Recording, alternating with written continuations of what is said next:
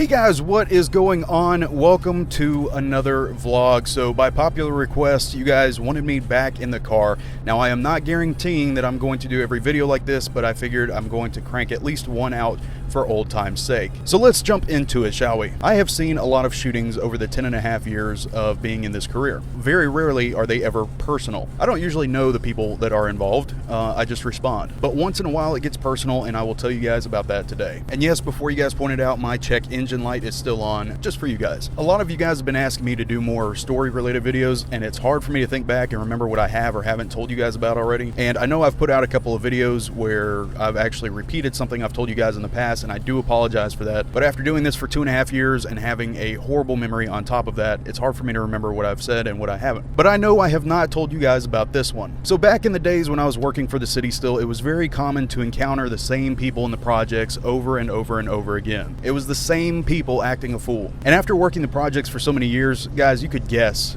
and you were almost always right, on who was going to run or who was going to try to stash something as soon as you pulled up. I literally got out with a guy one time and he had a prescription bottle in his hand, and I asked him what he had in his hand, and he's like, "Nothing, bro," and just tosses it into a bush. And the bush wasn't even that far away. It was like 10 yards away. So of course, like, I put him in handcuffs, and then I walk over to the bush and I pick it up, and it's filled up to the top with crack cocaine, like ready to go. So then this guy actually has the nerve to tell me that that's not his bottle. Like, dude, I literally just saw you throw it. Yes, people are that stupid. But anyway, back to my story. There was a guy that me and my partner used to deal with all the time. At least once a week we were dealing with him. He sold drugs, all that good stuff. Now keep in mind, my partner was very, we'll just say, rough around the edges. I was definitely the more chill one out of both of us. So anyway, there was this guy we used to deal with all the time. He's like 6'5", maybe 300 pounds, 315. Now keep in mind, I'm only 6 feet tall, about 225 pounds, and my partner was like 5'7", maybe 170 pounds. And this guy would always try to either run or fight with us. And I remember he had dreads. He had long dreads that went like halfway down his back. The funny part about the whole situation that I still crack up about is that he absolutely hated, and when I say hate, I mean despised, my partner. And I'll admit, like, my partner was always kind of messing with him. Anytime we saw him out and stuff, he wanted to go frisk him and stuff. So he kind of had this personal thing against my partner. But the funny part about that was he had absolutely no problem with me whatsoever. My partner would literally be talking to him, and he would tell my partner to shut up, and then he would look at me and say, "Go ahead, sir, I'm sorry." And it used to crack me up because my partner would get so pissed off. Oh, hell no. But me and this guy just had a mutual respect for one another. I never talked down to him, and I was always very fair to him. But nonetheless, I had a job I had to do. I'm still a cop.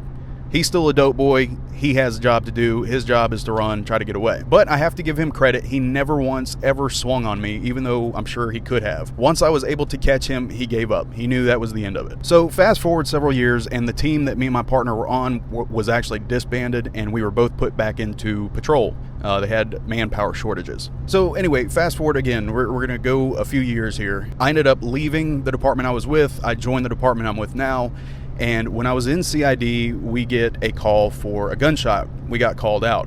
So patrol was the initial responder, and then, or the first responder, and then CID was called out.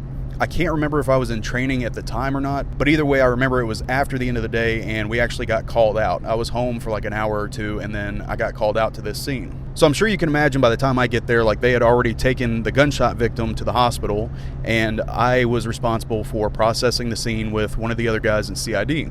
So, like, we're taking blood samples from the porch. It all occurred like right outside the front door.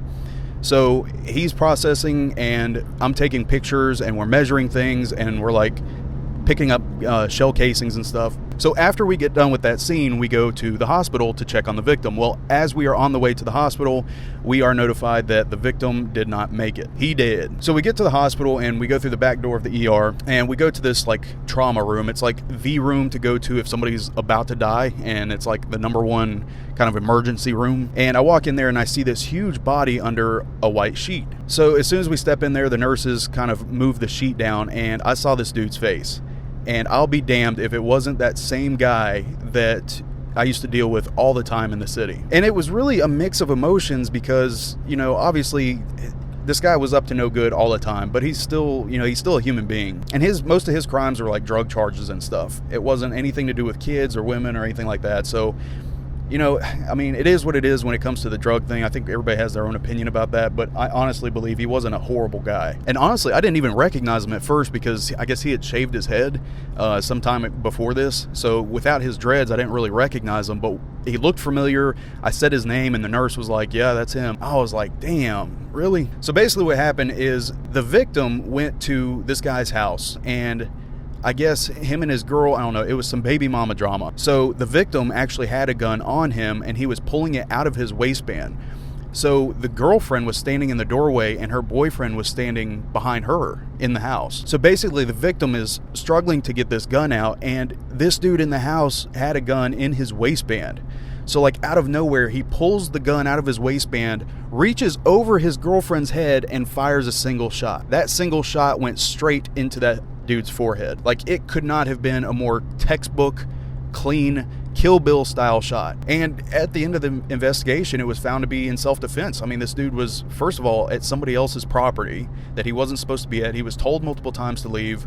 And then on top of that, he's trying to pull out a weapon. So the dude that shot him was never criminally charged. We never arrested him. So anyway, that is the story of the guy I used to arrest all the time that was killed. And it was really weird, you know, after chasing him for so many years, it was really weird seeing his body on the table. You know, I was looking at all his tattoos. He had a bunch of gang tattoos and stuff all over him. And it's just weird to see somebody so helpless that used to be so dangerous. But anyway, I thought you guys would get a kick out of that. And like I said, I wanted to do a car video because I know you guys have been requesting it. You guys have to understand, it is very much easier editing wise and actually filming wise to film these things where I usually do. So I'm going to try to incorporate more car videos, but I'm not going to promise you guys that every video is going to be in the car, especially when I'm pressed for time. Like today I'm off, so I'm not pressed for time right now. But days that I'm working or like I'm in between sleep or whatever, it's much easier for me just to film at home. But like I said, I wanted to do something nice for you guys. You guys have been requesting it. I see it in the comments. I read your guys' comments, by the way.